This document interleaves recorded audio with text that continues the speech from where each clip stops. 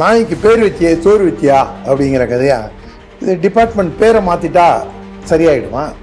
நீங்கள் அந்த இழுக்க துடைக்கணும் அப்படின்னா நீங்கள் பட்டியலின சகோதரர்களுக்கு ஆந்திராவில் என்ன பேர்? ஆதி ஆந்திரர்கள். கர்நாடகாவில் என்ன பேர்? ஆதி கன்னடர்கள். அதனால் இவங்க 2 பேரும் சண்டை போட்டுக்கிறத நம்ம ஆனந்தமாக தள்ளி நின்று வேடிக்கை பார்த்து கைவிட்டு சிரிக்கணும். அதுதான் நம்மளுடைய இதாக இருக்கணும். ஆனால் இதில் திருமாவளவன் அதீதமாக குழம்பி போயிருக்காரு.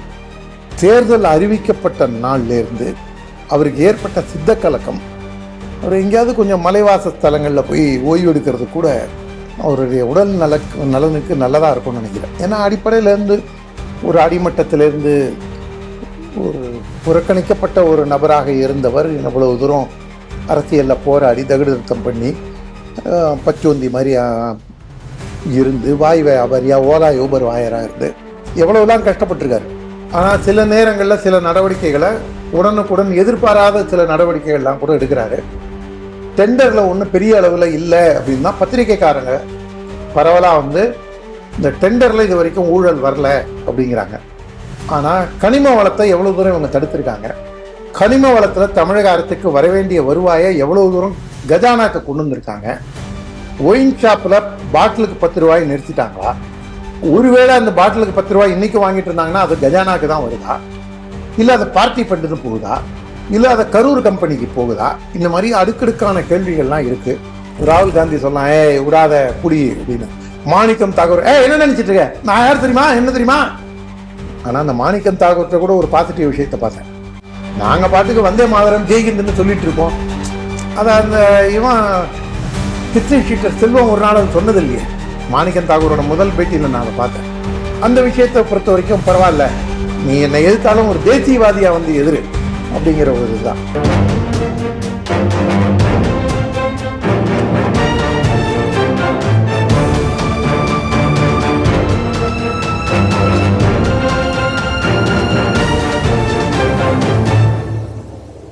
ஸ்ரீ டிவி நேயர்களுக்கு வணக்கம். இன்றைய செய்திகள் சிந்தனைகள் நிகழ்ச்சிக்கு உங்களை வரவேற்கிறோம். முதலில் இன்றைய முக்கிய செய்திகளை பார்ப்போம். ஆதி திராவிடர் மற்றும் பழங்குடியினர் நலத்துறையின் பெயர் சமூக நீதித்துறை என மாற்றம்.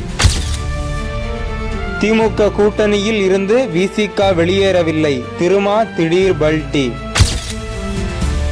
மேகதாது பிரச்சனைக்கு மத்திய அரசே காரணம், வைகோ புதிய கண்டுபிடிப்பு. ஆவினில் பாலிபிலிம் கவர் கொள்முதலில் தொகையை மறைத்து டெண்டர் வெளியீடு. இளநிலை தேர்ச்சி பெறாமலே முதுநிலையில் சேரலாம், சென்னை பல்கலை புதுமை, கல்வியாளர்கள் அதிர்ச்சி. இன்றைய செய்திகள் குறித்து தனது கருத்துக்களை நம்மிடையே பகிர்ந்து கொள்ள நமது அரங்கத்திற்கு நீங்கள் ஆவலுடன் எதிர்பார்த்த ஓமாம்புலியூர் ஜெயராமன் அவர்கள் வந்திருக்கிறார். ஸ்ரீ டிவி நேயர்கள் சார்பாக அவரை வரவேற்கிறேன். வணக்கம். மிக நீண்ட இடைவெளிக்கு பிறகு சந்திக்கிறோம். ஆதி திராவிடர் மற்றும் பழங்குடி நலத்துறை இது எல்லாருக்குமே தெரியும். அந்த மக்களுக்காக நல்வாழ்வுக்காக அரசுடைய திட்டங்களை கொண்டு போய் சேர்க்கக்கூடியது அந்த துறை. இப்போ என்ன பண்ணியிருக்காங்கன்னா, புதுசாக வந்த தவேகா அரசு அதோடைய அந்த பெயரை மாத்திட்டாங்க. என்னன்னா சமூக நீதித்துறை அப்படின்னு. அந்த சமூக நீதித்துறைன்னு பெயர் மாற்றி அரசாணை வெளியிட்டிருக்காங்க. இதனால அந்த துறையில என்னென்ன புரட்சிகள்லாம் நடக்க போகுதுன்னு நம்ம பொறுத்திருந்து பார்க்கணும். அந்த துறைக்கு உங்களுக்கு மிகவும் பிடித்தமான அரசியல் தலைவர் தான் அதுக்கு அமைச்சராகவும் இருக்கிறார், விசிகவுடைய வன்னி அரசு. இந்த செய்தியை எப்படி பாக்குறீங்க? சூப்பரான எம்எல்ஏ வன்னி அரசு. அவர் உண்மையிலேயே நான் கூட விஜய் கொஞ்சம் ஏதோ பரவாயில்ல, இந்த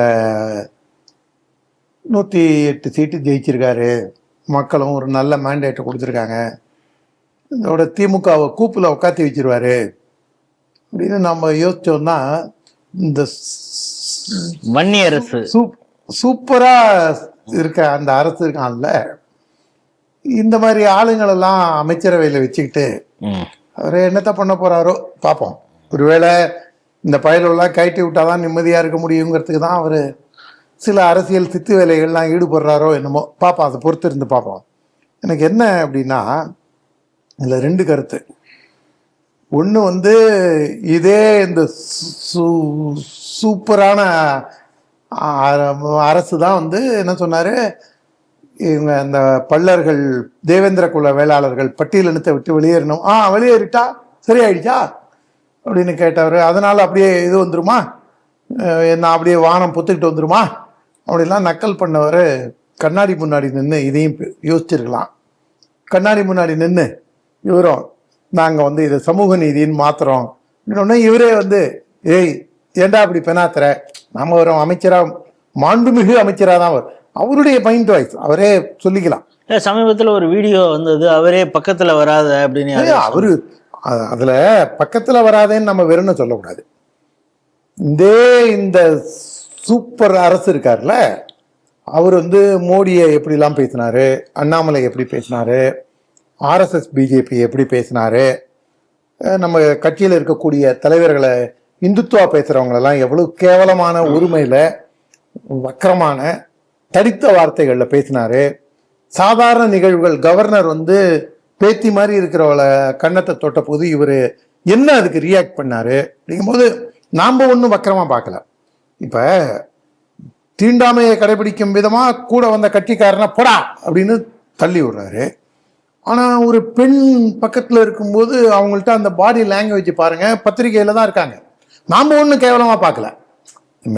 வலைதளங்கள்ல அப்படி இருந்தாலும் நமக்கு என்ன டவுட் வருதுன்னா, உனக்காக வேலை செய்யறவன், உன்னுடைய கட்சியில இருக்கிறவன், அவனை நீ என்ன பண்ற படா அப்படின்னு தள்ளி விடுற.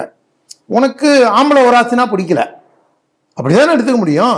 சமூக வலைதளங்கள்லயும் ஒரு பார்வை உங்களுக்கு இருக்கு. அவர் சமூக வலைதளங்கள்ல எழுதுறாங்க, நாம ஒண்ணும் சொல்ல. சமூக வலைதளங்கள்ல நிற்கும் போது உடனே அந்த அம்மாவும் ஏதோ விளக்கம்லாம் சொல்றாங்க. இந்த ஆளுடன் நின்னதுக்காக அந்த அம்மாவும் அந்த பழியை சுமக்கிறாங்கன்னு நினைக்கிறேன். அதாவது பணமரத்துங்கீழ உட்காந்து பாலை குடிச்சாலும் கல்லு குடிச்சாலும் தானே சொல்லுவாங்கன்னு ஒரு முதுமொழி இருக்கு இல்லையா? அந்த மாதிரி நீங்க சேராத இடம் நிலை. நம்ம போட்டோக்கு போஸ்ட் கொடுக்கும்போது கூட யார் கூட போஸ்ட் கொடுக்குறோம், யார் கூட நிக்கிறோம், எப்படி நிக்கிறோம், எங்க நிக்கிறோம் அப்படிங்கிறதா இந்த சூப்பர் அரசை பார்க்கும்போது தான் நமக்கு தோணுது. இவர் வந்து தீண்டாமையை வந்து இவரே கடைபிடிக்கிறார். ஆனா இவர் வந்து சமூக நீதி அரசு அப்படின்னு ஒண்ணு சொல்றாரு. இப்ப சென்ற திராவிட மாடல் அரசும் இதே போல பல பெயர்கள் அவங்க ஹாஸ்டல் பேர்லாம் சமூக நீதி ஹாஸ்டல்னு வச்சாங்க. ஆதி திராவிடர் நலப்பள்ளி அவங்க கண்ட்ரோல்ல இருக்கக்கூடிய பள்ளிகளுக்கு எல்லாம் சமூக நீதி பள்ளிகள் அப்படின்னு பேர் வச்சாங்க. அது நாமளே பேசியிருக்கோம். அது வந்து தென் மாவட்டங்கள்ல சில இடங்கள்ல அடிதடி தகராறுலாம் கூட ஆச்சு. நாகேஷ் ஒரு சினிமாவில் சொல்லுவாரு, நாய்க்கு பேர் வச்சியே சோறு வச்சியா அப்படிங்கிற கதையா. டிபார்ட்மெண்ட் பேரை மாத்திட்டா சரியாயிடுமா? நீங்க அந்த இழுக்க துடைக்கணும் அப்படின்னா, நீங்க வந்து பட்டியலின சகோதரர்களுக்கு ஆந்திரால என்ன பேரு? ஆதி ஆந்திரர்கள். கர்நாடகாவில் என்ன பேரு? ஆதி கன்னடர்கள். கேரளால ஏதோ ஒரு பேரு. ஆனா தமிழ்நாட்டில் மட்டும் அது என்ன ஆதி திராவிடர். விளக்கமாத்துக்கு என்ன பட்டு குஞ்சலாம்? நாம வந்து திராவிடத்தை திட்டுறோம், உன்னை யாரும் தப்பா பாஞ்சு வந்து இந்த சமூகத்தை திட்டணுங்கிற மாதிரி குதர்க்கமா யாரும் வச்சுக்கூடாது. பட்டியல் சகோதரர்கள், நம்முடைய சகோதரர்கள் அப்படிதானே. நாம பட்டியலின சகோதரர்கள் நாம ஓன் பண்ணிக்காம வேற யாரும் ஓன் பண்ணிக்க போறாங்க. ஆனா நீங்க என்ன பண்ணிருக்கணும், இப்ப ஆதி தமிழர்கள்னு தான் நீங்க வச்சிருக்கணும். நீ இப்ப சமூக நீதி அப்படின்னு வைக்கிறதுனால நீ அவங்களுக்கான ஏதாவது நலன் வந்துட போதா? நீ ஆதி தமிழர்னு சொல்லி இவன் தாண்டா இந்த மண்ணின் பூர்வ குடின்னு கொண்டு வரத்துக்கு, ஒரு மாற்றம் கொண்டு வரத்துக்கு ஒரு வாய்ப்பு இருந்தும் அதை நீங்க தட்டி பறிக்கிறீங்க. அதுவும் யாரு? இந்த சூப்பர் அரசு இருக்காருல்ல, அவங்க தலைவர் திருமாவளவன் வந்து தமிழ் தேசியம் எல்லாம் பேசினவர். தமிழ் தேசியம் பேசி இன்னைக்கும் நாளைக்கும் இன்னும் வருங்காலத்திலையும் தமிழ் தேசியத்துக்கு தன்னை ஒரு அடையாளமாக, தன்னை ஒரு பாதுகாவலனாக, அதற்காக தொண்டாற்றக்கூடிய ஒரு சேவகனாக தன்னை முன்னிறுத்தி கொள்ளும் திருமாவளவனே என்ன பண்ணிருக்கணும்? என்னங்க இது சமூக நீதினு 19 ரூபாய் ஏங்க மாத்துறீங்க? நீங்க ஆதி திராவிடருங்கிறது நம்ம இந்த சமூகத்துக்கு இழைக்கப்பட்ட ஒரு இழுக்கு. திராவிடன்னே ஒரு இனம் இல்லாத போது இடப்பெயரால குறிக்கப்பட்டதுக்கு போய் நீ ஒரு இனம்னு கொண்டு போய் அவங்க தான் வச்சாங்கன்னா, தப்பா வச்சாங்கன்னா, நாம் அதை திருத்தறதுக்கு ஆதி தமிழர்னு வைப்போம், பிரைடு தமிழன் அப்படிங்கிறதான ஒரு முறை இதா இருக்க முடியும். நீங்க சமூக நீதிங்கும் போது அது எல்லாமே உள்ளடக்கி வந்துடுது. அதுல தமிழ் சமுதாயத்துக்கு சம்பந்தம் இல்லாம அந்நிய மதத்தவர்களும் அதுக்குள்ளதான் அதே லிஸ்ட்ல தான் வரப்போறாங்க. ஆனா நீங்க இந்த குறிப்பிட்ட இந்த சமுதாயத்தின் நலனை பாதுகாப்பதற்காக உருவாக்கப்பட்ட இந்த துறைக்கு ஆதி தமிழர் துறை என்று பெயர் வைப்பதுதான் சால சிறந்ததாக இருக்கும். ஆனா இவங்க வந்து பேரை மட்டும் சூப்பரா வைக்கிறாங்க. சிங்கப்பெண் அப்படின்னு ஆரம்பிச்சு அது எந்த லெவல்ல இருக்குன்னு காலப்போக்கில் தான் பார்க்கணும். ஏன்னா இவங்க இப்ப அதுவும் இதுல ஒரு பிரச்சனை சிக்கல் என்னன்னு வச்சுங்களேன், ஜோசப் விஜய் அப்படின்னு முதல்ல ராஜா அண்ணன் சொல்லும்போது ஊரே சேர்ந்து அவரை பிராண்டி இது பண்ணிச்சு. ஆனா தேர்தல் ரிசல்ட் வந்த அன்னைக்கு பாத்தீங்கன்னா சன் டிவி மட்டும் நொடிக்கு 100 தடவை Joseph Vijay Joseph Vijay Joseph விஜய்னு ஒப்பாரி வச்சான். அதை விட திமுக ஒரு எம்எல்ஏ முன்னாள் அமைச்சர் ஜோசப் விஜய்ங்கிறதுனால தானே நீங்களாம் ஓட்டு போட்டீங்க. அனிதா ராதாகிருஷ்ணன் திருச்செந்தூர்ல நன்றி அறிவிப்பு கூட்டத்துக்கு போகும்போது எல்லாரையும் பார்த்து, அதுவும் கிறிஸ்துவர் மெஜாரிட்டியா இருக்கிற ஏரியால போகும்போது என்ன சொல்றாரு அவரு, இங்க வந்து நான் வெறும் அனிதா ராதாகிருஷ்ணன் இருக்கிறதுனால எனக்கு ஓட்டு போடல, ஜோசப் ராதாகிருஷ்ணன் பேர் வச்சிருந்தேன்னா எனக்கு தானே நீங்க ஓட்டு போட்டிருப்பீங்க அப்படின்னா கிறிஸ்துவர்களை மதவெறியர்கள்னு நாம சொல்லல, திமுக காரன் சொல்றான். அதே இஸ்லாமியர்களையும் என்ன மாதிரி சாரி பேசியிருக்காங்கிறது தெரியும். இது ஐயுஎம்எல்ஏ வந்து பாகிஸ்தான் கட்சி தடை செஞ்சிருக்க வேண்டிய கட்சின்னு பேசியிருக்காங்க. அதனால இது இவங்க வந்து பேரை வச்சு பொம்மாத்து பண்ணி திரும்பியும் ஸ்டிக்கர் ஒட்டுற வேலையை இவங்க செய்யாம ஒரு கான்கிரீட்டா இவங்க கொண்டு போறதுதான் இந்த டிபார்ட்மெண்ட்டுக்கு பேரே ஆதித்தமிழர் நல்வாழ்வுத்துறைன்னு வைக்கிறது தான் சிறப்பா இருக்குங்கிறது நம்முடைய கருத்து. ஐயோ இப்படி ஆயிட்டாரே அப்படிங்கிறது மாதிரி எல்லாருமே ஒரு பரிதாபமாக ஒரு தலைவரை பார்க்குறாங்க. யாருன்னா அவர் பேர் திருமாவளவன் அப்படின்னு பேர். அவர் இப்போ எந்த கூட்டணியில் இருக்காருன்னு அவருக்கும் தெரியல, அவர் கட்சியில் சார்ந்தவங்களுக்கும் ஒரு புரியாத புதிராக இருக்கிறது. காரணம் என்ன சொல்கிறாருன்னா, நாங்கள் எங்கேயுமே போகல, திமுக தான் எங்களை கூட்டணியிலேருந்து இல்லைன்னு சொல்லிட்டாங்க அப்படின்னு. சரி அப்போ நாங்கள் இப்போ திமுக கூட்டணியில் தான் இருக்கோம் அப்படிங்கிறாரு. தாவேக்கா கூட்டணின்னு ஒண்ணு உருவானா அதுல விசிகா இருக்கும், அப்ப அமைச்சரவையில் இருக்கிறது யாரு அப்படிங்கிறாரு. அவர் ஏற்கனவே இந்த அம்பேத்கர் விருது கொடுக்கக்கூடிய அந்த ஃபங்க்ஷன்ல அவர் பேசியது, மனம் நொந்து பல விஷயங்களை அவர் பேசியிருக்காரு. என்னுடைய 35 ஆண்டுகால உழைப்பே பாழாகிவிட்டதோ அப்படிங்கிறது. இவர் இப்படி பேசி நாங்க திமுக கூட்டணிகள் தான் இருக்கோம் அப்படின்னு சொல்ற இந்த நேரத்துல உங்களுக்கு மிகவும் பிடித்த அந்த வன்னியரசு என்ன சொல்றாருன்னா, இரட்டைமலை சீனிவாசன் அவங்களுடைய நினைவு அந்த விஷயத்துல மாலை போட்டு விட்டு எச்சரிக்கிறோம், திமுக எங்களை தேவையில்லாம சீண்டக்கூடாது, இல்லைன்னா நாங்க எங்களுடைய பதிலடி உக்கிரமாக இருக்கோம், ஆராசா அவருடைய வேலையை பார்த்துட்டு போகணும் அப்படின்னு ஒரு விதமாக மிரட்டி இருக்கிறாரு. உண்மையில அங்க என்னதான் நடக்குது?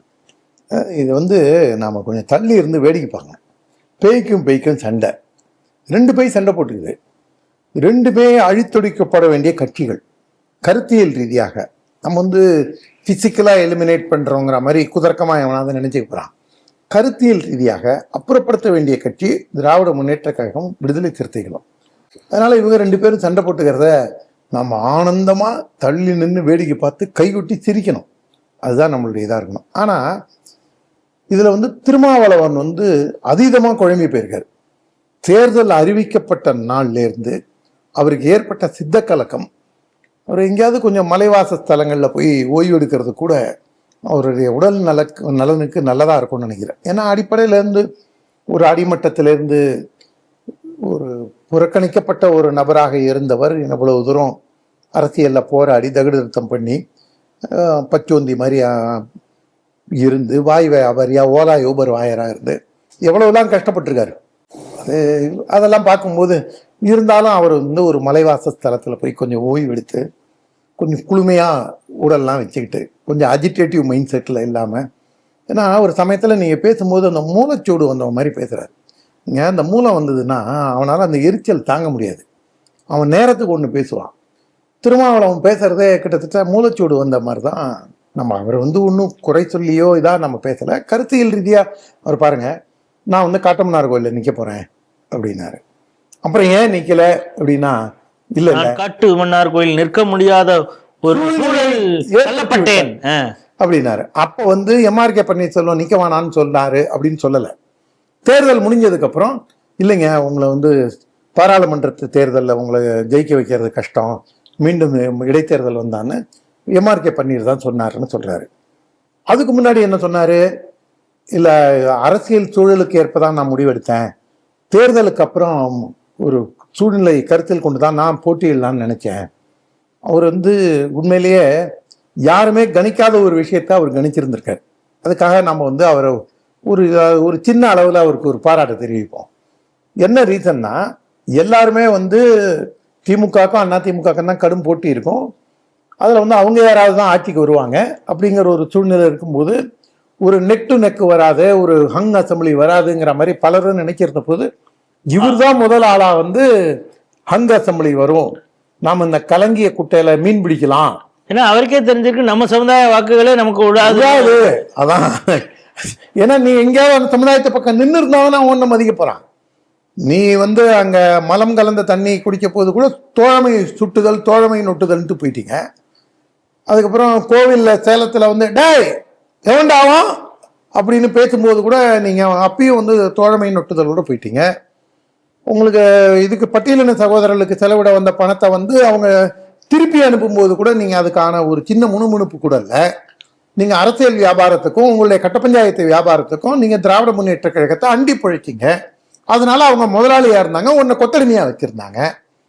ஆனால் இவர் என்ன பண்ணார், அதனால வந்து அந்த சமுதாயத்தில் இருக்கக்கூடியவங்க பல பேர் என்ன பண்ணாங்க, இவர்கிட்டேருந்து விலக ஆரம்பிச்சிட்டாங்க. விலக ஆரம்பித்து கிட்டத்தட்ட 50% மேலான பட்டியலின சகோதரர்கள் வாக்கு வந்து விஜய்க்கே போயிடுச்சு. நாம் எதுக்குடா இந்த ஆளுக்கு போடுவானே, அவனுக்கு போட்டு போடுவோண்டா போடா அப்படின்னு. இதனால என்ன ஆயிடுச்சு, பல்வேறு இடங்கள்ல கட்சி ஆட்டங்காண ஆரம்பிச்சது. இந்த கட்சியை தக்க வச்சுக்கணும்னா, அதாவது பேய்க்கு வாக்கப்பட்டு முருங்கை மரத்தில் ஏறின கதையா இவர் கடைசியில் அங்கே போய் கூட்டணி வச்சுட்டாரு. இனிமே என்ன நினைப்பான், இந்த ஆளே இங்கே வந்துட்டான், நம்ம அதுக்கு நேரம் அங்கேயே போயிடுவோமே, இது எதுக்கு நடுப்புற இவர் ஒரு ஏஜென்ட் அப்படின்னு நினைச்சு. இன்னும் நீங்க பாருங்க, அவர் என்ன சொல்றாரு, தாம் போட்டியிட்டது ஒரு கூட்டணி, ஆனா இப்பொழுது தாவேக்காவை ஆதரவோடு இருக்கிறதுங்கிறது நேர் எதிராக எதிர்த்து போட்டியிட்ட இன்னொரு அணியோடு போய் கை கோர்த்துறதுங்கிறது என் மனம் ஒப்பவில்லை. ஏன் கை கோர்த்த, உன்னை யாராவது சாட்டையால் அடிச்சாங்களா, நீ போய் ஆதரவு தெரிவின்னு? இப்போ இவரை மட்டும் ஆதரவு தெரிவிக்காம இருந்திருந்தா முதல்ல அந்த சூப்பர் அரசு இருக்காரு பார்த்தீங்களா, கட்சியை உடைச்சிட்டு அங்கே போயிருப்பாரு. அவரே என்ன சொன்னாரு, 2 சீட்டு நம்மளை கிண்டல் பண்றாங்க, ஆனா அந்த 2 சீட்டு தான் யாரு ஆட்சிங்கிறதே தீர்மானிச்சதை இந்தியா முழுக்க உலகம் முழுக்க பாக்குது அப்படின்னாரு. அவரு இந்தியாவோடலாம் நேரத்தில் அவர் வந்து குளோபலா அவர் இதாயிட்டார், குளோபல் லீடர். அவர் வந்து அதாவது கெட்ட நேரம் வந்தா ஒட்டகத்து மேல ஏறி நின்னாலும் நாய் கடிக்கும்னு ஒரு பழமொழி இருக்கு. இவரு எல்இபி பையனை அமைச்சராக்கியிருந்தாருன்னா கான்ட்ரவர்சியும் கிடையாது, அவர் பெரிய அளவில் சமுதாய பதற்றத்தையும் ஏற்படுத்தி இருக்க மாட்டாரு. இதே இந்த சூப்பர் அரசு இருக்கார்ல, அவர் வந்து இந்த தாவேக்காவும் சீமானும் ஆர்எஸ்எஸ் பெற்றெடுத்த குழந்தைகள். விஜய் வந்து ஒரு பைண்டாங்குழி, விஜய் வந்து ஒரு துறை நடுங்கி அப்படிலாம் கேவலமா விமர்சிச்சு, கரூர் சம்பவத்துல எல்லாம் ரொம்ப மோசமா விமர்சிச்சுட்டு ஒரு மேல பேசிட்டு தடுத்த வார்த்தைகள்ல ஒரு நாகரிகமற்ற வார்த்தைகள்ல பேசிட்டு இன்னைக்கு விஜய் கூடயே போய் அமைச்சரா இருக்காரு. ஒரு தடுத்த தோல் அதுக்கும் வேணும். இதெல்லாம் இல்லாம நீங்க பாத்தீங்கன்னா ஜோதிமணி வந்து அவர் ஒரு நான் கான்ட்ரவர்ஷியல் பர்சன், எல்லாரையும் அரவணைச்சு போகக்கூடியவர். குறிப்பாக பட்டியல் சமுதாயத்துக்கு பரம்பரையாக தோல் நிற்கக்கூடிய ஒரு மனிதர். அது விசிகாவுக்கு டிஎன்ஏ அவர்கிட்ட இல்லைங்கிற ஒரு குற்றச்சாட்டு வராதா? அவர் நல்ல மனிதரா இருக்காரு. அவர் வந்து இந்த மண்ணின் மாண்பை ஏற்று, அவரை நீங்க பாருங்க, திருநீர் வைக்காம குங்குமம் வைக்காம அவர் வீட்டை விட்டு வெளில வர மாட்டாரு. தாய் தந்தையரை கும்பிடுறது, கோவிலுக்கு போறது, அதனால ஒரு நல்ல ஒழுக்கத்தோட இருக்காரு. அவங்க அப்பாவும் சரி இவரும் சரி மாடை திங்காதீங்க அப்படின்னு தான் ஊர் முழுக்க இது பண்ணாங்க. குடும்பமே படித்த குடும்பம், பண்பாடான குடும்பம், கட்ட பஞ்சாயத்து செய்ய தெரியாதவர், சமூகத்துல நல்ல மதிப்போடு இருக்கக்கூடியவர். அப்படிலாம் இருக்கிறதே வந்து உங்களுக்கு விடுதலை சிறுத்தையில ஒரு டிஸ்குவாலிஃபிகேஷன் இல்லையா? தடித்த வார்த்தையில பேச மாட்டாரு, பண்பாளர். இந்த மண்ணின் மாண்பு பண்பாடு கலாச்சாரத்தை போற்றி பாதுகாக்கக்கூடியவர் அண்ணன் எல்இபி ஜோதிமணி. ஆனா நீங்க வந்து தடித்த வார்த்தையில பேசி முதல்வர்ல இருந்து பிரதமர்ல இருந்து கேவலமா பேசக்கூடிய ஒரு நபர் தான் திருமாவுக்கு இதயம் கவர்ந்தவரா இருக்காரு. ஏன்னா 2 பேரோட கெமிஸ்ட்ரி அவ்வளவு தூரம் ஒர்க் அவுட் ஆயிருக்கு. அதனால திருமாவளவனுடைய முடிவுகள்லாம் ஒவ்வொரு முடிவும் தப்பா போறதுக்கான வாய்ப்புகள் தான் இருக்கு.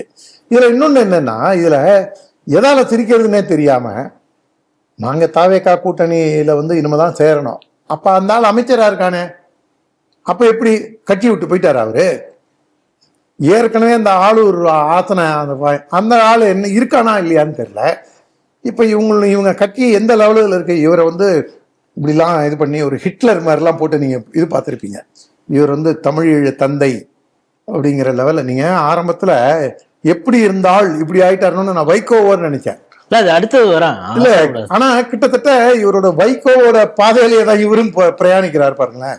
வைகோ போகாத கூட்டணி இல்லை, மாறாத கூட்டணி இல்லை. நேத்தி ஒருத்தரை பாராட்டி இன்னைக்கு ஒருத்தனை தூத்தி நாளைக்கு திரும்பியும் ஆதரிப்பார் வைகோ. அதுக்கு அடுத்த நாள் அவனை திரும்பியும் ஏசுவாரு. அதே லைன்ல தான் இவரும் வராரு. அந்த வைகோ வந்து அவர்கிட்ட பணம் வாங்கினார், இவர்கிட்ட பணம் வாங்கினார்னு குற்றச்சாட்டு இருக்கு.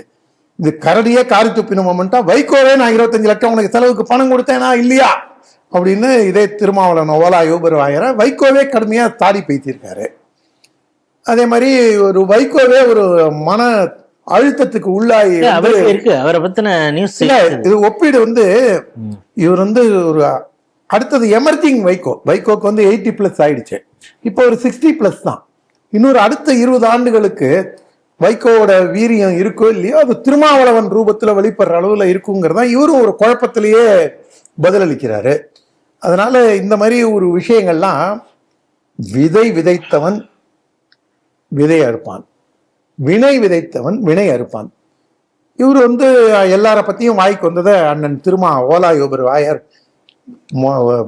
வாய்க்காங்கரைக்கு நீளுங்கிற கதையா எல்லார பத்தியும் பிரதமர்லேருந்து நான் யார் தெரியுமா, டெல்லியில் அமர்ந்து கொண்டு தென் தமிழகத்தில் கலவரத்தை ஏற்படுத்த முடியும் அப்படின்லாம் சொல்லி பேசினவர் கடைசியில் இன்னைக்கு எங்க வந்து முட்டுச்சந்தில் வந்து நிற்கிறார் பாருங்க. இதுதான் வாயை குறைச்சி பேசணுங்கிறது, வாய் இருக்குன்னு ஆடக்கூடாதுங்கிறதுக்கு அட்லீஸ்ட் அவரோட கிட்ட இப்போ அமைச்சரவையில் இருக்கிற வன்னியரசை கூப்பிட்டு ஒரு இதை அட்வைஸ் பண்ணி இப்போ அவர் இந்த வன்னியரசன் என்ன சொல்றாரு, இப்போ வாயை மூடிட்டு ஒழுங்காரு, நீ பிரதமரை பேசினிய இப்போ பேச ஆராசாவை பேச திண்டிவனம் போனோம்ல. பேராசிரியர் தீரன் பாட்டாளி மக்கள் கட்சியிலிருந்து வெளியில வந்து அவரால் ஆண்டிமடம் தொகுதிக்குள்ள போக முடியல, எம்எல்ஏவா இருந்தவர். இப்ப இவர் எனக்கு என்ன ஒரு ஆசைன்னா, இப்ப தாவேக்கா இருக்கிறதுனால இவர் ஆளுங்கட்சியில இருக்கிறதுனால இவருக்கு அந்த ஒரு ஷீல்டு இருக்கு. இந்த இடைத்தேர்தலாம் மூடிட்டான். ஏன்னா இவங்களுக்கு ஆட்டம் காமிக்காமையா போடுவாங்க. தாவேக்கா நாளைக்கு 10 சட்டமன்ற தொகுதியில இடைத்தேர்தல் முடிஞ்ச உடனே அப்போ இவர் வன்னியரசோட இது கதி என்னன்னு பார்ப்போம், திருமாவளவன் என்ன பேசுறாருன்னு பார்ப்போம். நான் சென்ற செய்தியிலே சொன்னேன், கொஞ்சம் பொறுங்க உங்களுக்கான செய்தி இருக்கு அப்படின்னு சொன்னேன். 3வது செய்தியாக மேகதாது அணை விவகாரம் ரொம்ப பரபரப்பாக போயிட்டு இருக்குது. தமிழக அரசியல் கட்சிகளை பொறுத்தளவு ஒவ்வொருத்தவங்க ஒவ்வொரு ப்ரியாரிட்டியில் போயிட்டு இருக்காங்க. பாஜக என்ன பண்ணுறதுன்னு தெரியாமல் ஒரு பக்கம் இருக்கிறாங்க. அதிமுக நம்ம எம்எல்ஏ இன்னைக்கு நம்ம கட்சியில் தான் இருக்கிறானா தாவேக்கால இருக்கிறானான்னு ஒரு பக்கம் யோசிச்சுட்டு இருக்காங்க. திமுக ரெஸ்ட் அடிக்க யூகே போயிட்டாரு, இவர் துபாய் போயிட்டாரு சின்னவர். தாவேக்கா ஒவ்வொரு கட்சியில யாரோட ஓய்வு எடுக்க இல்லை அது தெரில. தாவேக்கா ஒவ்வொரு கட்சியிலேருந்து வலை வீசி எல்லாரையும் தூக்குறாங்க. இப்படி ஒரு பக்கம் போயிட்டு அதுக்கப்புறம் புதுசாக ஏதோ ரத்தம் பாஞ்சது மாதிரி காங்கிரஸ் ஒரு சீனை கிரியேட் பண்ணி விஜய் பாட்டுக்கெல்லாம் டான்ஸ் ஆடிக்கிட்டு இப்போ பப்ளிக் மீட்டிங் போட்டுக்கிட்டு இருக்காங்க. ஆனால் இந்த மேகதாது விவகாரத்தில் அன்புமணி ராமதாஸ் மட்டும் ஒரு பெரிய ஒரு யாத்திரையை தொடங்கி இருக்கிறாரு. சரி இவங்கெல்லாம் ஒவ்வொருத்தவங்களும் பண்ணுறாங்களே அப்படின்னு பார்த்தா ஒருத்தவர் மட்டும் வாயால் பெரிய அளவு உரைவீச்சு கொடுத்துட்டு இருக்காரு. அவர் பேர் என்னன்னா வைகோன்னு பேர். அவர் என்ன சொல்றாருன்னா, இந்த மேகதாது விவகாரத்துடைய பிரதான வில்லனே மத்திய அரசு தான் அப்படின்னு சொல்லியிருக்காரு. நீங்க எப்படி பாக்குறீங்க? நம்ம இந்த வைகோ பேச்சை ரொம்ப சீரியஸாக எடுத்துக்கூடாது. ஒப்பற்ற முதல்வர் மு.க. ஸ்டாலின் நல்லாட்சி வழங்கி கொண்டிருக்கிறார் அப்படின்னு சொல்லி ஒரு வருஷம் கழிச்சு அது வந்து ஒரு கேவலமான ஆட்சி, கட்டிங் கரப்ஷன் ஆட்சி. இல்ல இப்ப விஜய்க்கு கேடயமாக அதுக்கப்புறம் அப்ப அதுக்கு என்ன சொல்றாரு, ஏன்யா நல்லாட்சி கொடுக்குறாருன்னு சொன்னீங்கன்னா கூட்டணியில் இருக்கும்போது கேவலமான ஆட்சி கொடுக்குறாங்கன்னா சொல்ல முடியும்.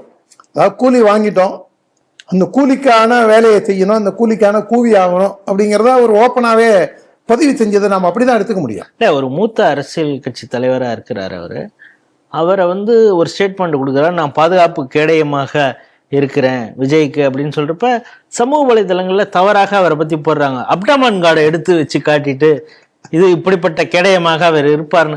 இதெல்லாம் ஒரு மூத்த தலைவரை இப்படி எல்லாம் கிண்டல் பண்ணலாமா? அந்த நிலைக்கு ஆளானதுக்கு காரணம் அவர் தான்.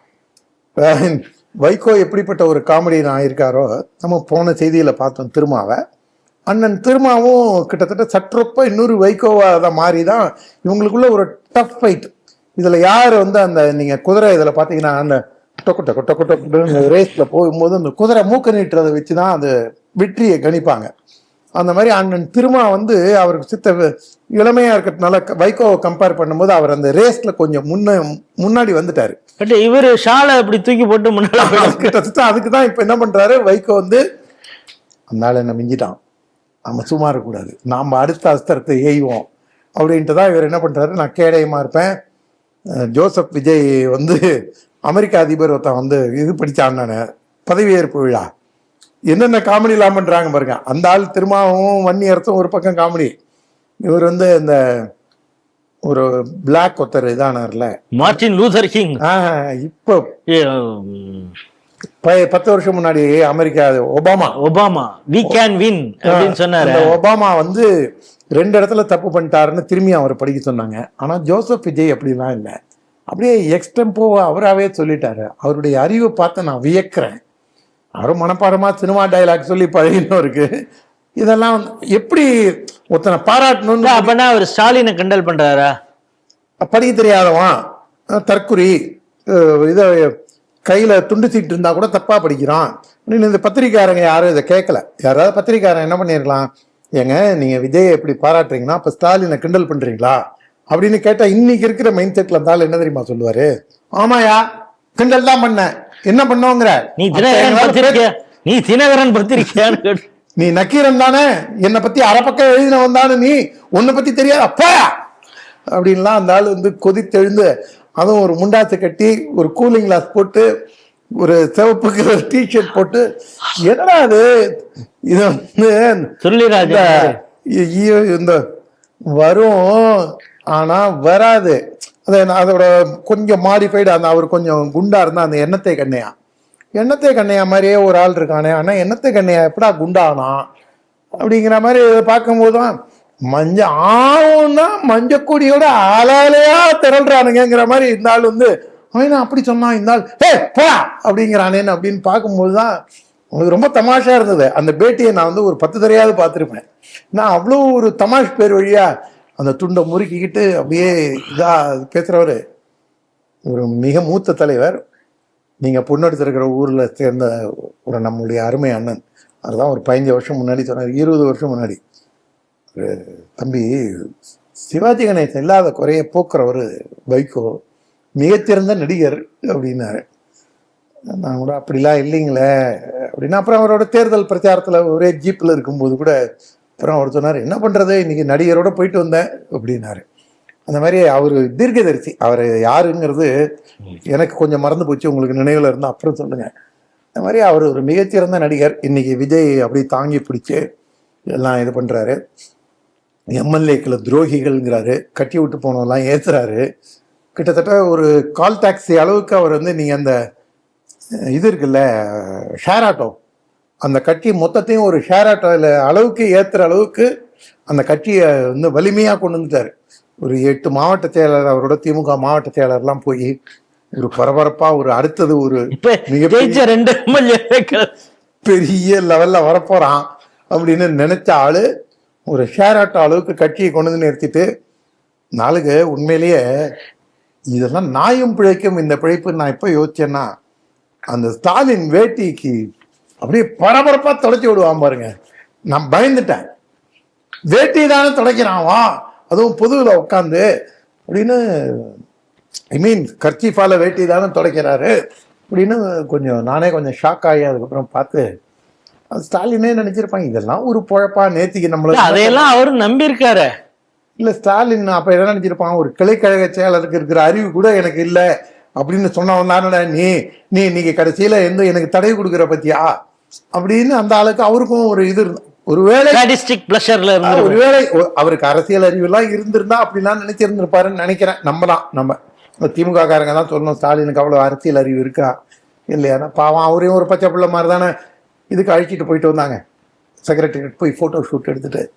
அதனால வைகோவை பொறுத்த வரைக்கும் அது வந்து ஸ்பென்ட் ஃபோர்ஸ், அவர் வந்து ஒரு லேம் டக், காயெடுத்து விடப்பட்ட காளை, செல்லாத காசு நாணயம், ஓடாத ஓடம், பாடாத டேப் ரெக்கார்டர், நீங்க என்ன வேணா சேர்த்துக்கலாம் அவரை.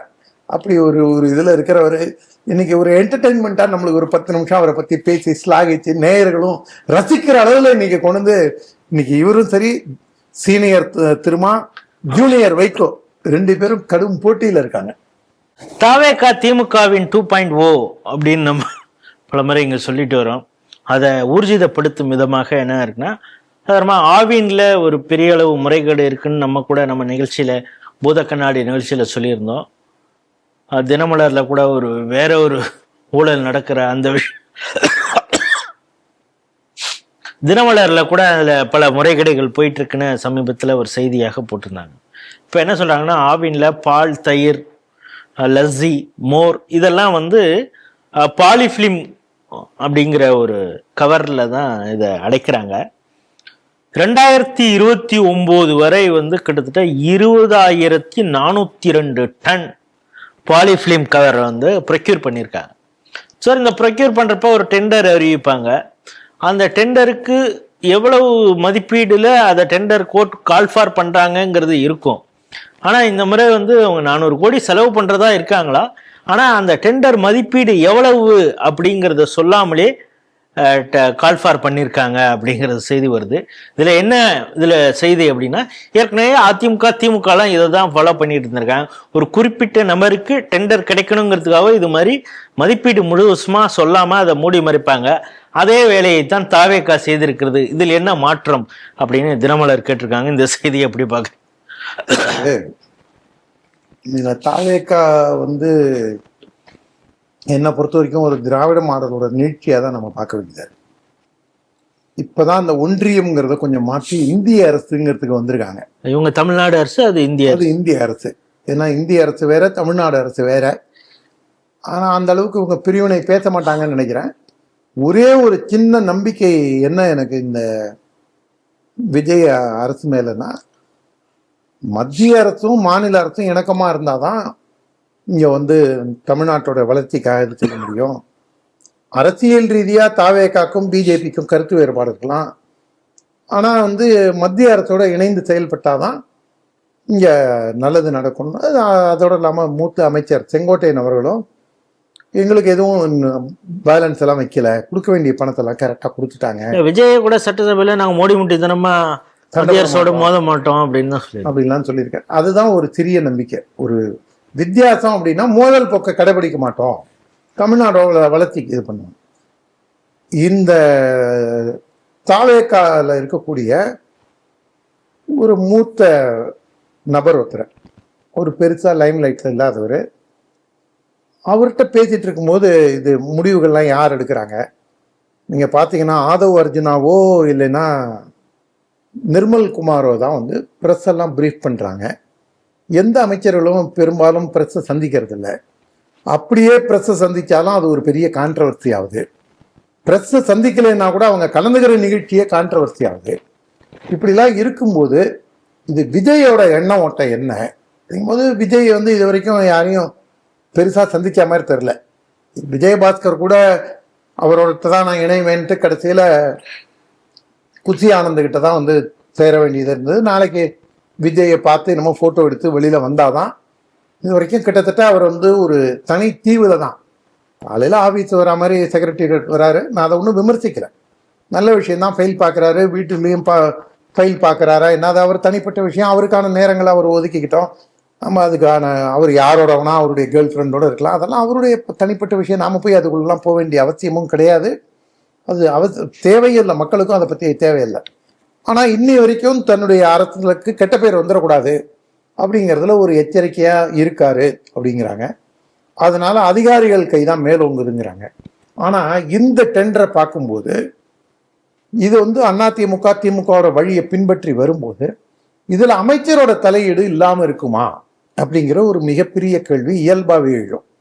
ஏன்னா அதிகாரிகள் மட்டத்துல இதே மாதிரி திமுக அதிமுகவை ஒட்டி இதே வழியில வரோம் அப்படின்னு சொன்னா நாளைக்கு சிஎம்க்கு பதில் சொல்றது யாரு? நாளைக்கு சிஎம்ஓ சீஃப் செக்ரட்டரியோ இல்லைன்னா கட்சியில் இருக்கக்கூடிய மூத்த தலைவர்களோ இதுக்கு சம்பந்தமான ஒரு பிரச்சனையை கிளப்பினாங்கன்னா அப்ப யார் இதுக்கு பலிகடா ஆவாங்க? இந்த மாதிரி விஷயங்கள்லாம் இருக்கிறதுனால என்னுடைய ஒரு சிற்றறிவுக்கு படுறது என்னன்னா, இப்ப பால்வளத்துறை அமைச்சரா இருக்கக்கூடியவர் தான் இதை போடுங்க பார்த்துப்போம், டெஸ்ட் ஒரு ட்ரையல். நாம் வந்து இந்த ஒரு குரங்கு குட்டியை விட்டு ஆழமாக்குதுமாங்கல்ல, அந்த கதையாக வந்து இதை செஞ்சு பார்ப்போம். இது வடிவேல் கதை தான். அவன் வந்து நம்மளை பார்த்து பயந்து ஓடிட்டான்னா அவன் நம்மளுக்கு அடிமை, அவன் நம்மளை பார்த்து பயப்படாமல் நின்றுட்டான்னா நாம் அவனுக்கு அடிமை அப்படிங்கிற மாதிரி இந்த வடிவேல் ஜோக்கை ஒட்டி தான் இந்த பால்வளத்துறை அமைச்சரோட செயல்பாடு இருக்கும்னு நினைக்கிறேன். இது வந்து முதல்வர் கவனத்துக்கு போகுமா, முதல்வர் பல்வேறு விதமான தகவல்களையும் சேகரித்து வச்சுக்கிறாரா, இல்லை இரும்பு திரையில தான் இருக்காரா அப்படிங்கிறத நம்மளால கணித்து சொல்ல முடியல. ஆனால் சில நேரங்களில் சில நடவடிக்கைகளை உடனுக்குடன் எதிர்பாராத சில நடவடிக்கைகள்லாம் கூட எடுக்கிறாரு. டெண்டரில் ஒன்றும் பெரிய அளவில் இல்லை அப்படின்னு தான் பத்திரிகைக்காரங்க பரவலாக வந்து இந்த டெண்டரில் இது வரைக்கும் ஊழல் வரல அப்படிங்கிறாங்க. ஆனால் கனிம வளத்தை எவ்வளோ தூரம் இவங்க தடுத்திருக்காங்க, கனிம வளத்தில் தமிழக அரசுக்கு வரவேண்டிய வருவாயை எவ்வளவு தூரம் கஜானாக்கு கொண்டு வந்திருக்காங்க, ஒயின் ஷாப்பில் பாட்டிலுக்கு 10 ரூபாய் நிறுத்திட்டாங்களா, ஒருவேளை அந்த பாட்டிலுக்கு 10 ரூபாய் இன்னைக்கு வாங்கிட்டு இருந்தாங்கன்னா அது கஜானாக்கு தான் வருதா, இல்லை அது பார்ட்டி ஃபண்டுன்னு போகுதா, இல்லை அதை கரூர் கம்பெனிக்கு போகுதா, இந்த மாதிரி அடுக்கடுக்கான கேள்விகள்லாம் இருக்கு. இதை கேட்க வேண்டிய கன்ஸ்ட்ரக்டிவாக கேட்க வேண்டிய அரசியல் கட்சிகளும் இதெல்லாம் கேட்கறத விட்டுட்டு வேற ஏதாவது விஷயங்கள்ல சைட் ட்ராக் பண்ணிட்டு போறாங்க. அதனால இதை பொறுத்து இருந்து தான் பார்க்கணும். இந்த விஷயத்துல வந்து ஏற்கனவே திமுக அதிமுக வழியிலேயே போனாங்கன்னா இது வந்து மக்களுக்கு தான் பாதிப்பை ஏற்படுத்தும், மீண்டும் பால் விலை உயர்வுக்கு வழிகோலும், ஊழலுக்கு வழிகோலும். அடுத்த கடைசி செய்தியாக, காங்கிரஸ் கட்சி கூட்டணியில் இருக்குது, அவங்க அமைச்சரவையாக இருக்கிறாரு, உயர்கல்வித்துறை அமைச்சர். அவர் பற்றி சமீபத்தில் ஒரு பரபரப்பான வீடியோக்கள்லாம் வந்தது, அது வேற ஒரு விஷயம். இப்போ என்னன்னா, ஏற்கனவே தமிழகத்தில் கல்வி வளர்ச்சி, அவங்களுடைய ஐக்யூ இக்யூலாம் எப்படி இருக்குன்னு எல்லாரும் பார்த்துருக்காங்க. இப்போ என்ன சொல்கிறாங்கன்னா, டிகிரி கம்ப்ளீட் பண்ணாமலே போஸ்ட் கிராஜுவேட்டுக்கு அப்ளை பண்ணக்கூடிய ஒரு சுச்சுவேஷன் இருக்குது. குறிப்பாக மெட்ராஸ் யூனிவர்சிட்டி, அதில் வந்து டிகிரி லாஸ்ட் செமஸ்டர் எழுதுனவனுக்கு இன்னும் ரிசல்ட்டே வரல, ஆனால் உடனடியாகவே அட்மிஷன் பிஜி அட்மிஷன் பண்ணி இப்போ காலேஜும் ஆரம்பிச்சிருச்சு அப்படிங்கிறாங்க. ஒருவேளை இப்போ லாஸ்ட் செமஸ்டரில் அவன் ஃபெயில் ஆகிட்டான்னா, அரியர் வந்ததுன்னா என்ன பண்ணுவாங்க அப்படின்னா, அதிகாரிகள் ஒன்றும் சொல்லாமல், நான் ஒன்றும் பிரச்சனை இல்லை, அவங்கள வந்து ஒரு காத்திருப்போர் பட்டியலில் வெயிட்டிங் லிஸ்ட்டில் வைப்போம். சரி, வெயிட்டிங் லிஸ்ட்டில் வச்சு அவனை இன்னொரு எக்ஸாம் எழுத வச்சு, அப்படின்னா சப்போஸ் இவனை அட்மிட் பண்ணிட்டோங்கிறதுக்காக அவனை பாஸ்போர்ட் போட போகிறாங்களா, லாஸ்ட் செமஸ்டரில் கிளியர் பண்ண போகிறாங்களாங்கிறதும் தெரியல. ஒரே கன்ஃபியூஸில் மாணவர்கள் இருக்காங்க. இந்த கல்வியாளர்கள்லாம் ரொம்ப அதிர்ச்சியாக இருக்காங்க. ஆனால் மாற்றம்னு சொல்லிட்டு இவ்வளோ தடாலடி மாற்றமாக இருக்குது இந்த கவர்மெண்ட்டு அப்படின்னு பார்க்குறாங்க. நீங்கள் எப்படி பார்க்குறீங்க? முன்னாடி இவங்க உள்கட்டமைப்புகளை சரி பண்ணாமல் இவங்க மீண்டும் திமுக பாணியிலே பிரயாணிப்பாங்களோங்கிற ஒரு அச்சம் நமக்கு ஏற்படுது.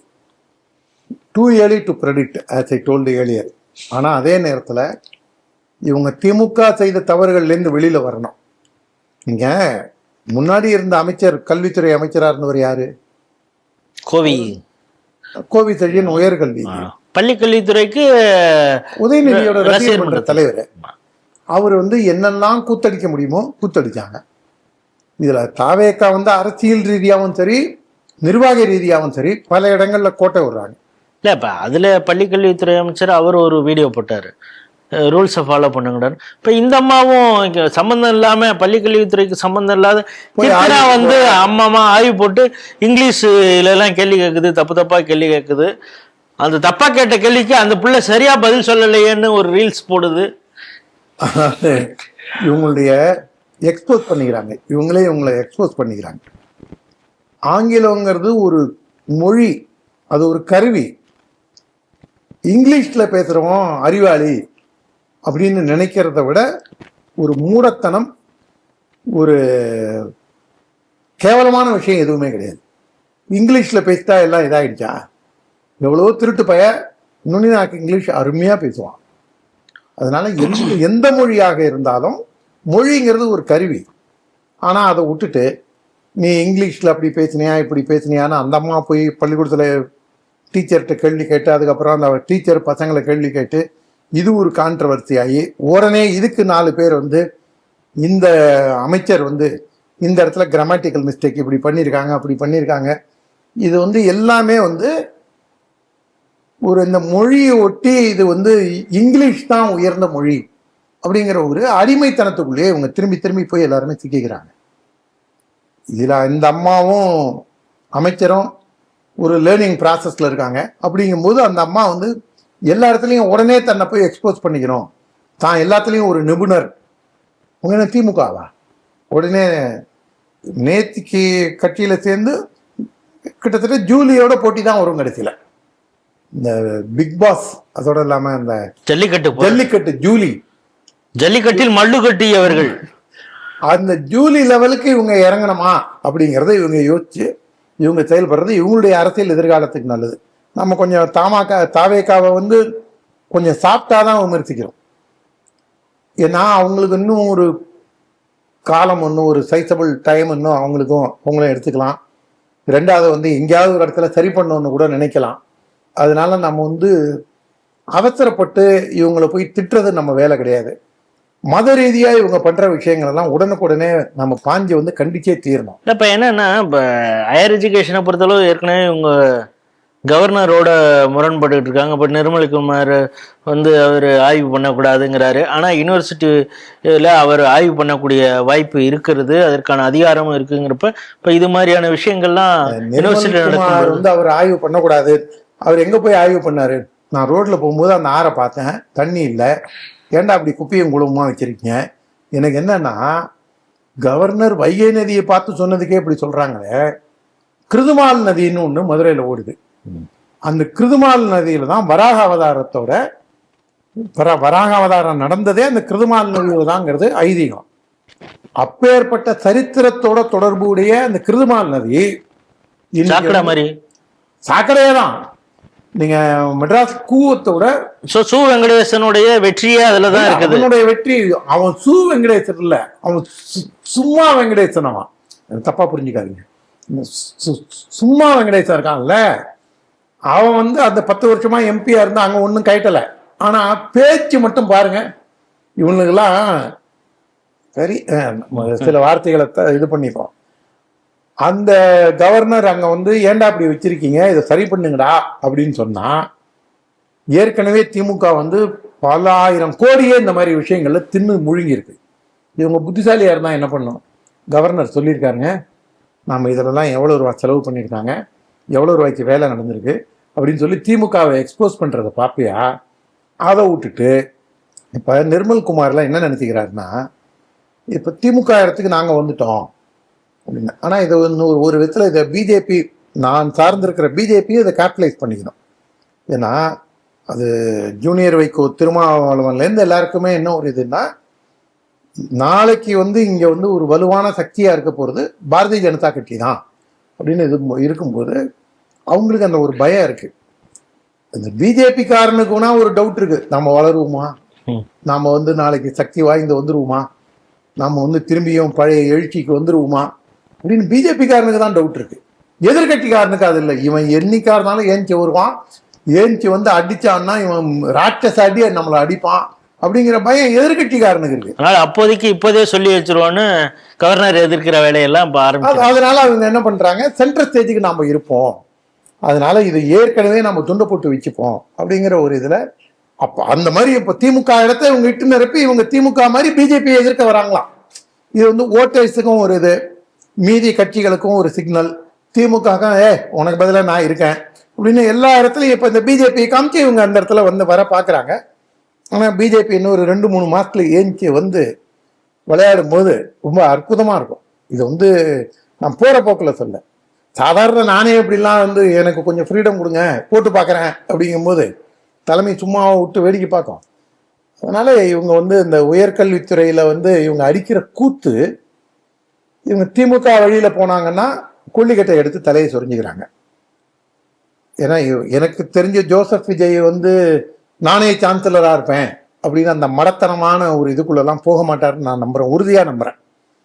ஏன்னா தன்னுடைய எல்லையை உணர்ந்து என்னதான் காங்கிரஸ் தூபம் விடலாம், ராகுல் காந்தி சொல்லலாம் விடாத புடி அப்படின்னு, மாணிக்கம் தாகூர் என்ன நினைச்சிட்டு இருக்க, நான் யார் தெரியுமா, என்ன தெரியுமா. ஆனா அந்த மாணிக்கம் தாகூர்கிட்ட கூட ஒரு பாசிட்டிவ் விஷயத்த பார்த்தேன். நாங்க பாட்டுக்கு வந்தே மாதரம் ஜெய்ஹிந்துன்னு சொல்லிட்டு இருப்போம், அதை அந்த இவன் ஹிஸ்டரி ஷீட்டர் செல்வம் ஒரு நாள் அது சொன்னது இல்லையே.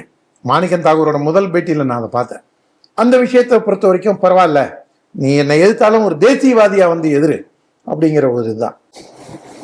ஆனால் இந்த அமைச்சரும் தேவையில்லாமல் பல்வேறு கான்ட்ரவர்சியில் சிக்கி அதை வந்து இவங்க இல்லைன்னு சொல்ல பார்க்குறாங்க. ஆனால் அது காங்கிரஸ் கட்சிங்கும் போதே நாம் இன்னும் வேகமாக அடிக்கணுங்கிறது தான் அது. விஜய் ஆட்சியில் இருந்தா என்ன, யார் இருந்தா என்ன, மொத்தம் பச்சை பிள்ளையே இந்த ஆள் எப்படி ஹேண்டில் பண்ணாரு, இப்போ இந்த விஷயத்தை எப்படி ஹேண்டில் பண்ணுறாரு. நீங்கள் கேட்ட மாதிரி அவன் ஃபெயில் ஆயிடுறான், சரி ரீ எக்ஸாம் வையே, அவனுக்கு ஒரு 2 மாதத்தில் 3 மாதத்தில் ரீ எக்ஸாம் வருது, அதுலேயும் ஃபெயில் ஆயிடுறான்.